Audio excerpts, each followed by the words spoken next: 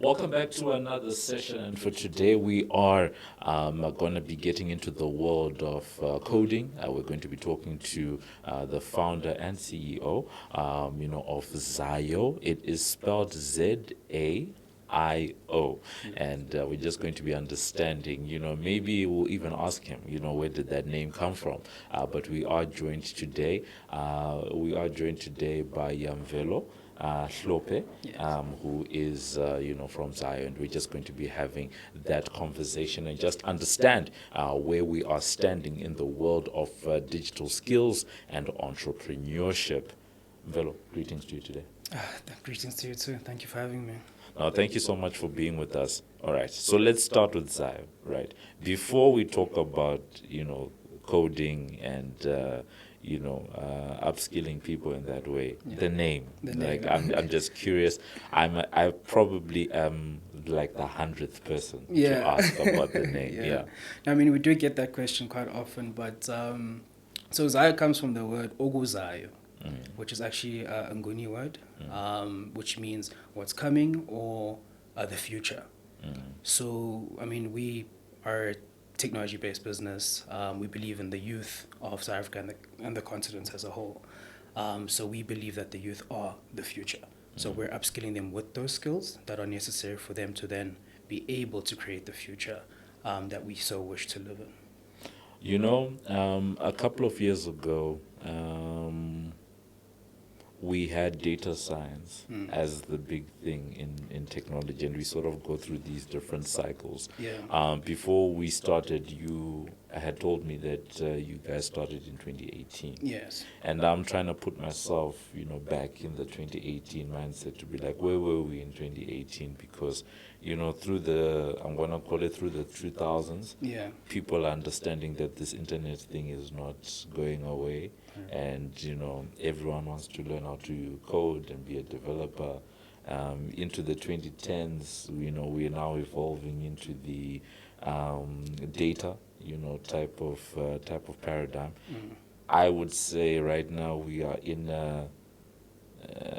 still in a big data type of paradigm, because AI and all of those things need, good data sets to be able to function, Yeah. right? So what are you seeing in 2018 that says, okay, fine, maybe this is something that I need to start? Yeah. I mean, really, it boils down to why we started it. I think looking at software engineering and coding was really the tool or the means that we use to achieve what we're looking to achieve. Yeah. So, I mean, it's no secret that we live in one of the most unequal societies in the world. We live in a country with the highest youth unemployment in the world. And the continent generally has really high unemployment. So we were looking to upskill individuals within our context to be able to future-proof themselves and then become more employable. I think when you look at countries like India, they've done it very well in terms of upskilling or getting their population to have the skills that the world needs. So really ours was to shift that and get organizations or countries or companies to look at talent within Africa. And then we then become a net exporter of talent to the rest of the world. Right now we're spending billions annually, outsourcing our projects. Large companies are outsourcing their projects to the rest of the world, to India, to sometimes Europe, sometimes America, whereas we're sitting with this huge unemployment problem. So if we could then upskill our people to be able to take on those projects, that would have been a really big win for us. So, and then looking at what we were going to be using to make sure that happens, coding education was just one of the things. So for me, I come from a family of teachers. So, teaching, I guess, has always been a huge part of me.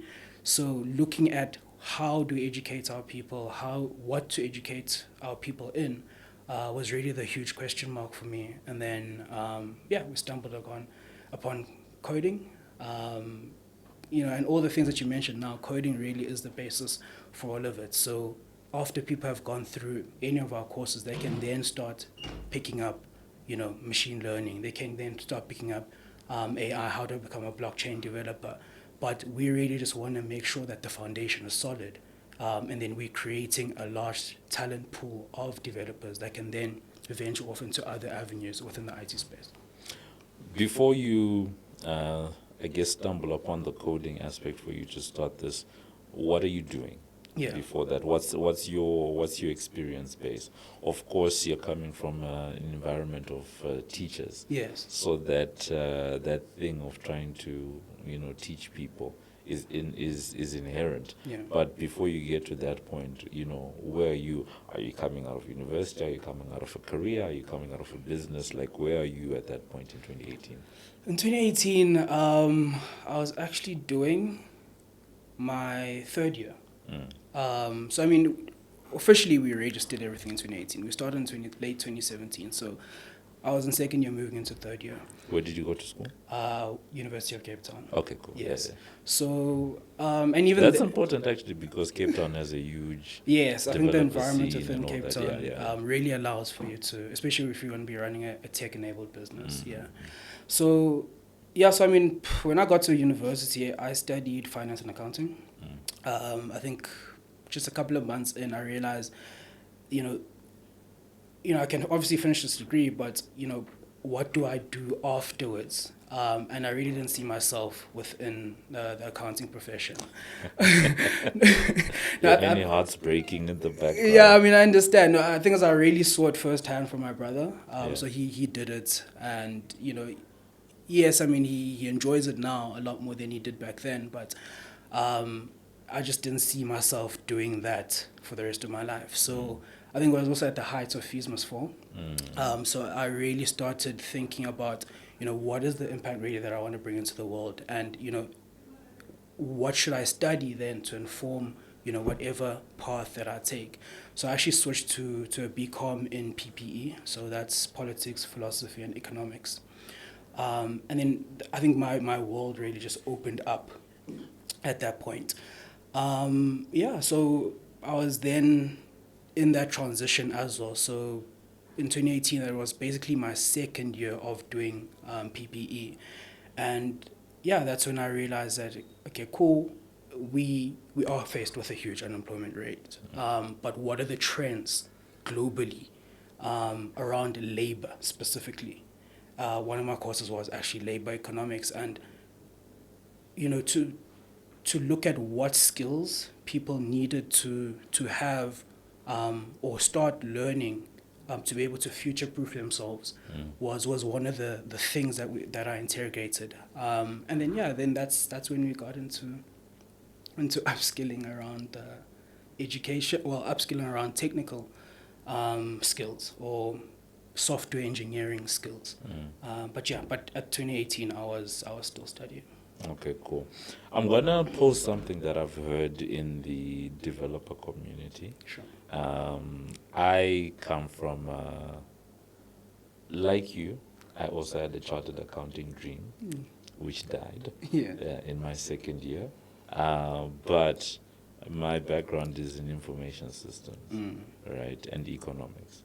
So I have a lot of friends that have gone on to become devs and analysts and that type of thing, right? And one of the things that the people on the dev side always talk about, at least, is organizations and businesses are caring less and less about certificates. All they want is proof that someone knows what they're doing in whatever the area is, whether it's web development or mobile app development, Java, C, whatever it is that someone is doing. All people want is to just know, okay, this person knows what they're doing, this is what they've done. Right? Could you talk to us about that dynamic?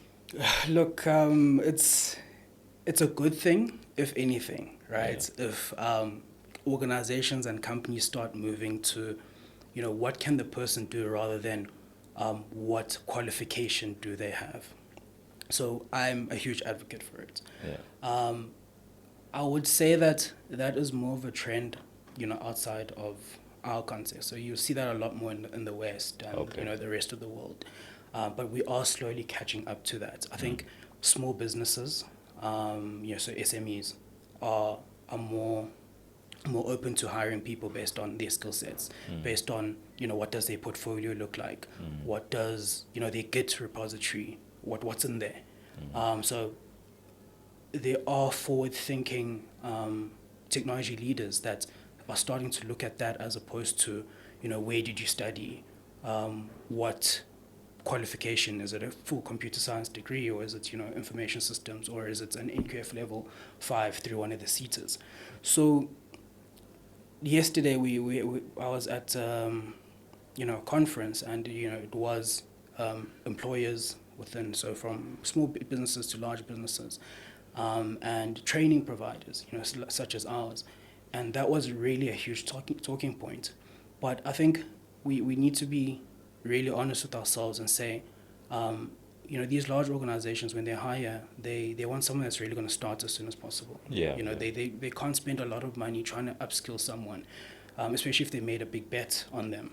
So with qualifications and accreditation, it's really a signaling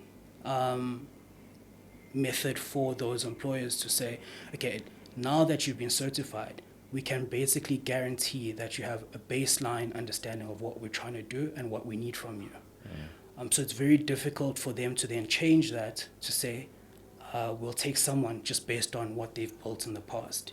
If it comes back to bite whoever hired that person, it's also going to be a really big issue. But we are definitely seeing, especially from an SME perspective, people hiring based on what someone can do as opposed to what they've been accredited for. Yeah, because the reason I bring that up is obviously you've got those cyclical trends in the industry. But from an entrepreneurship point of view, right, you're the person who started Zaio, right? And one of the things that is fortunate or unfortunate about starting a business in certain spaces, especially, let's take education, for example. You have regulations around that, right? I visited your website briefly, and it shows that that someone who comes through has an NQF level 5, level 5, right? Which means you've gone through the process of accreditation and all of that. So I'm just now wondering, as a business owner, right, and you're seeing the world moving in this way, because accreditations and all of that stuff, those are resources. Those are all processes that you go through to get accredited. Those are all processes that you go through to keep your accreditation. Now I'm just wondering, like, how do you as a business person deal with that tension, where you can see the world is going towards a state where the can I call them the customer at the end of the day, if we're going to say that you're creating a pipeline that's feeding skills into the market, right, where the market on the other side isn't so concerned about some of these formalities. That's why I actually that's why I'd actually brought that up. And it's a very interesting topic, and literally you could spend the whole day around accreditation and what should actually be taught. I think one thing that's worth saying is that when we upskill our learners, we there's certain concepts we have to cover, so certain modules that we have to cover for the accreditation, right? So we're accredited through the MICT CETA, and there's certain modules you have to gain the accreditation, and we then add on top of that skills that we feel are more relevant, and skills that we feel as if they are setting up the learner in a far better position to be able to build real world projects. So the thing with accreditation is that sometimes it can box individuals in, right? Because certain things need to be covered, and in the technology space, because things change so rapidly, you can't have that. So for us, I mean, how we've really moved around it is playing almost both sides. So what is industry looking for? and then innovating those parts of our content that don't require accreditation to be able to meet those needs, but then keeping the accreditation, because we still understand that it's a signaling mechanism to companies in order for our learners to then be employable. So we're making learners that are more employable, but at the same time, learners that can, evolve based on, the technologies that are coming out there almost every day. Okay, cool. So now that we're at this point, I think we've gone through the journey. We now understand a little bit of what's going on in the skills, in the skills demand space. On the other side, the market, right? What are some of the opportunities right now? Someone who goes through your programs, where are they being absorbed? Yeah. Right. We spoke at the beginning about the fact that once upon a time it was just coding, then it became data science. Yeah. Now everyone is talking about AI, but in the real world, right? Who's absorbing people? Yeah. I mean, in the real world, SMEs are still absorbing a lot of people. And I'm not just talking in technology, but just across the board. I mean, it has been mentioned many times that, small businesses actually employ the largest majority of our population in the country. Yeah. Yes, big businesses also employ, but we see the trend that's happening in the rest of the country and the rest of the continent in our business, where most of our individuals, and we actually advocate for that as well, to go to a smaller business or a medium-sized business as opposed to a large corporation. I think the beautiful thing about working for a small, medium enterprise is that you get to be involved in a whole lot more thing. You're not another cog, in the wheel. In the wheel, yeah. So you gain a lot more experience really early on, and then you move from being junior to senior a lot quicker. So, and again, based on the whole accreditation thing, small enterprises and medium enterprises are more receptive to employing people just based on skill sets. So until that shift happens on the large organizations, I think we'll see a lot more small, medium enterprises still employing people. So in terms of skill sets, though, software engineering is still a lot of what people are looking for in industry. Yes, we've seen the trends like cyber, data science, and now we're talking AI. With those, the absorption rates are still relatively low, because first, large organizations mostly take on those skill sets. So everyone basically needs a software engineer now, whether you're a big company or a small company. But when it comes to things like cyber, small enterprises don't invest as much in cyber security as a large organization would. So until that happens, then we'll start seeing a lot more, let's say, junior cybersecurity specialists moving into employment. Right now, it's still a bulk of it is software engineers. Again, with data science as well, large organizations are employing data scientists. But when you look at who they mainly employing, it's people with, a lot more years of experience. Sometimes they start from a master's degree going up, whereas the junior at the junior level, they aren't hiring as much as possible. And then when you're going back to small enterprises, they aren't necessarily hiring data engineers. So until the world really realizes, okay, this is what we need data engineers for, this is what we need data analysts for, this is what we need cybersecurity specialists for, and then that trickles down to small enterprise, and small enterprises are able to afford it, the main people that will be recruited or absorbed will still be software engineers. And on that point then, because like you said, it's going to be the software engineers, and you've got SMEs being the ones that are absorbing so many people. In the AI world, in the AI discussion, does that change anything for you and your business? Or is it basically the same skill sets that you're teaching just being applied, in this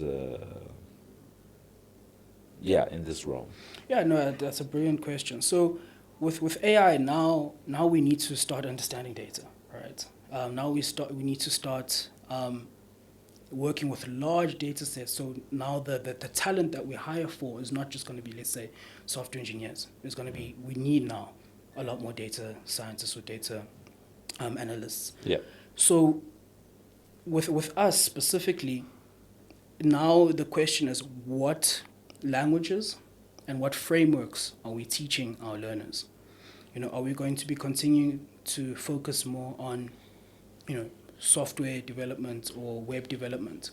Are we now going to be looking at introducing a lot more or pushing people towards training a lot more Python-based, frameworks, and because we understand then those are the tools needed for analyzing data and creating models within the AI realm. So it's really, those are the conversations that we have to have, and we have to shift towards that to be able to create or continue to create the workforce that employers actually need. Okay. And for the next 5 years, because you often ask entrepreneurs where you see the business going in the next couple of years. Yeah. With that in mind, what's informing your trajectory more? Is it some of these trends that we spoke about, where you have that debate around whether a person can do something versus being formally educated? We spoke about that. Yeah. Is it the understanding data part around AI? Is it just, there's the unemployment piece in a country like South Africa. Is it a funding issue? Is it an SME growth issue? Like, what do you think is informing the direction of your business over the next, 5 years? Because you've just crossed your 5-year mark recently. So what's informing your next 5 years? It's opportunities for our learners. So the people that go through our training and our courses, where will they be not only absorbed in employment, but where will they be able to start earning? So there's a lot of people that go through our pipeline that end up doing gig work, and some people that actually start their own businesses. So that's why we look at, let's do the learning and then get them to a point where they're earning, as opposed to let's get them to a point where they'll get a job. Yeah. So we're looking at opportunities broadly. So we're looking at, where can somebody start a business, in which industry can somebody start a business and be able to have some sort of livelihood for themselves, and what skill sets are needed for that. We're looking at, where are employers, or what skill sets are employers going to need as they start following the trends themselves, and what trends are they following. Yeah. And then the same thinking around gig work as well. And then we work backwards to say, these are the skill sets, or this is the kind of talent that we need to produce. Therefore, these are the skill sets that we need to teach for. And then that informs, how we train and what we train for the next couple of years. And from a funding point of view, how are you feeling about that? And especially given the fact that entrepreneurs face a challenging issue. Yes. How are you feeling about, because you've given us what informs, I guess, the strategy piece, but, the funding, is that something that keeps you up at night, or are you okay? It's a very big conversation, right? And how we've thought about funding over the years has really evolved. So fundraising in the edtech space is extremely difficult, yes. Right? Especially now in this fundraising landscape. Yeah. So in the beginning, we followed grants, we followed competitions and the rest of that, because it was so difficult to raise funding, let's say from VCs, for example. Fortunately, we got an angel check that really got us going for a while, and then we were able to prove some concepts. And for a good number of years, from basically late 2018 till last year, we hadn't raised officially any capital. So we were doing sales. You know, I mean, that's honestly the best way at the end of the day to fund your business. And then we raised a round of funding, given that we had traction now. We had a concept that was proven in the market. We had users. We had large clients. You know, we had B2C clients, B2B clients. So it was a lot easier to then raise after that. But now how we're thinking about fundraising is not necessarily, you know, do we now want to, you know, go for equity financing as we did in the previous round? You know, what are other tools or models that are out there, right? Should we raise debt? You know, for example, you know, we're confident and, you know, our cash flow is good enough to say, okay, we can probably cover. Yeah, I was about to say that, you know, in a situation where your business has got traction, you're probably better placed to take on debt than equity. Yes. And I mean, it's cheaper at the end of the day than equity. So because you don't dilute yourself. Exactly. Yeah. Okay, cool. And then last 2 points on my side. Firstly, I understand that you are an advocate of digital nomads. This is an interesting one to me because the profession is geared towards that. Yes. Right. I remember during COVID, you know, many devs found themselves with 2 or 3 jobs, you know, because you didn't have to go into the office. I actually know a couple of people that had multiple setups where they have this one laptop, you know, that is, you know, for this. And then, right. Talk to us just around how you see that that conversation evolving, especially because we find ourselves in a very weird space where so many companies are seemingly backtracking on how great hybrid work is, right? People now want to see their people again. But I somehow feel like,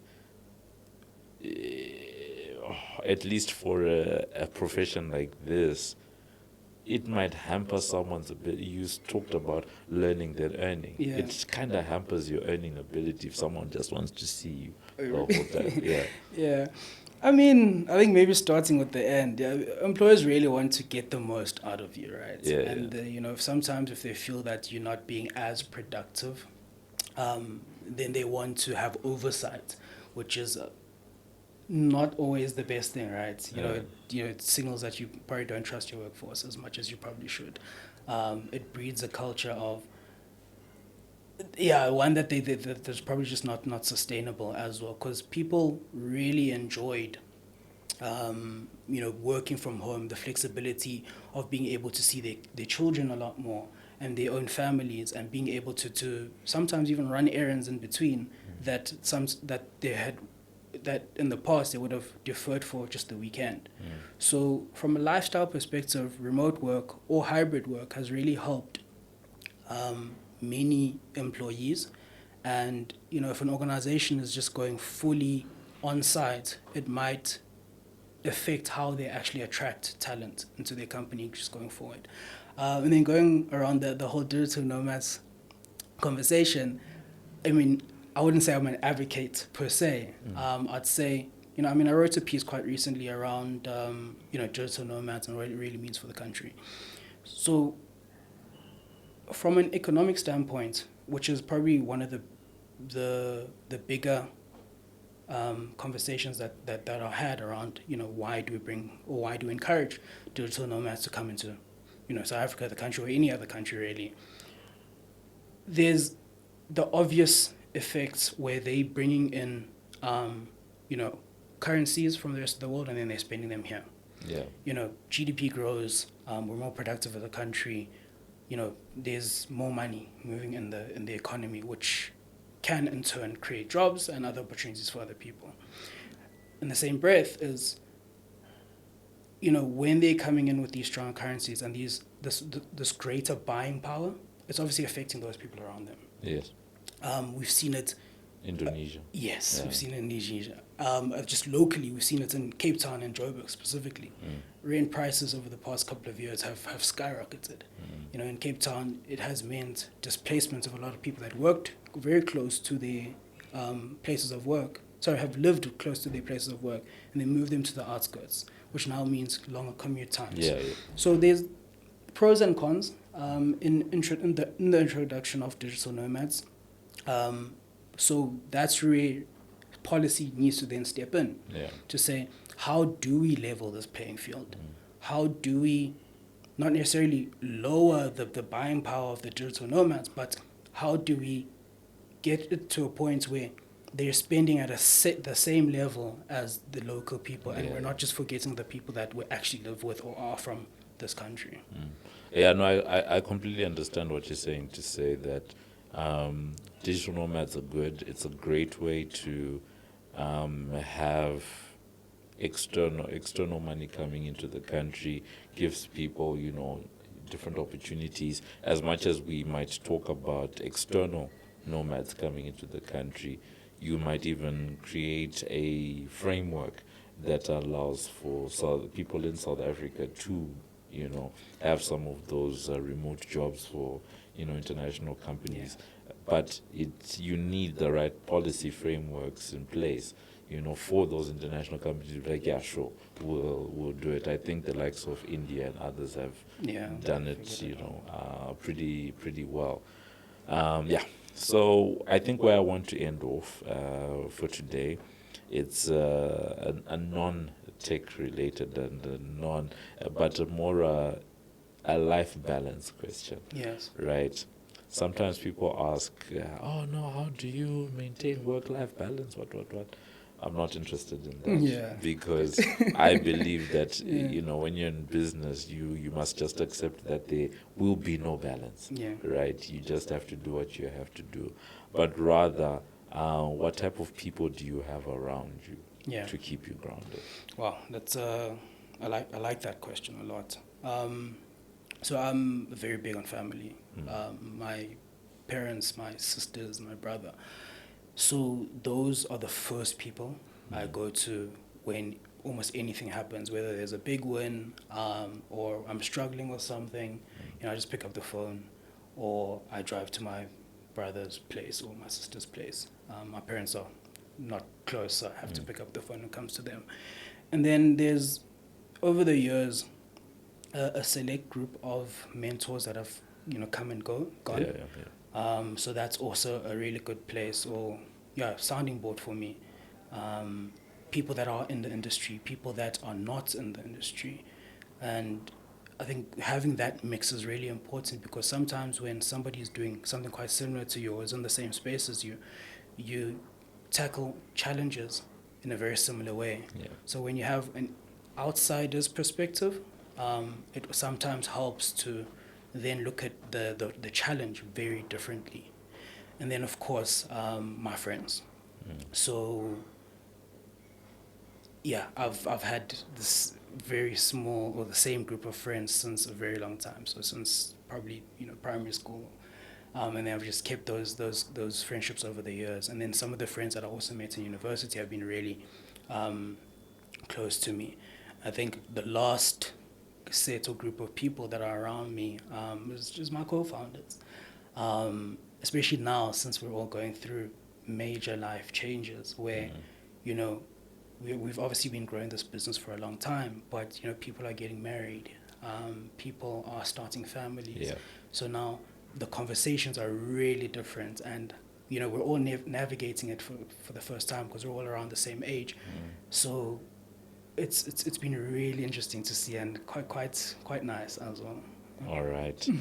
So, here's to hoping that you and, your co-founders, your circle, your family, we will be able to lead each other even more in future. I really do think that the people that we surround ourselves with, it really helps you to go, quite far. We often talk about networking, mentorship, all of this stuff. And when you listen to or peer through a lot of biographies, you do see that they tend to be these key individuals that come into someone's life and can help you to, propel yourself forward. So, really important from that point of view. And I think that's a really good place for us to end off. It has been a great discussion. We were talking to Mvelo, who is founder of Zaio, just about what the edtech space is looking like, in South Africa, more specifically, around digital skills and coding. He says that at the base of a lot of the trends that we're seeing is coding. And as long as someone has that as a foundation, you can then build, on top of that for them to be able to keep up with where we are right now. And we are in a stage, as he says, where we're trying to understand data even better so that we can feed, some of these AI models that people, keep talking about. Also talking quite a bit about what the space is looking like, what the skills are looking like, the importance of accreditation, the importance of skills, the ability to deliver results as opposed to, being seen, in an office. And it really has been a great one. And also, good to hear how they've gone about funding the business, the fact that they found themselves in a situation where they have been able to sustain themselves on sales,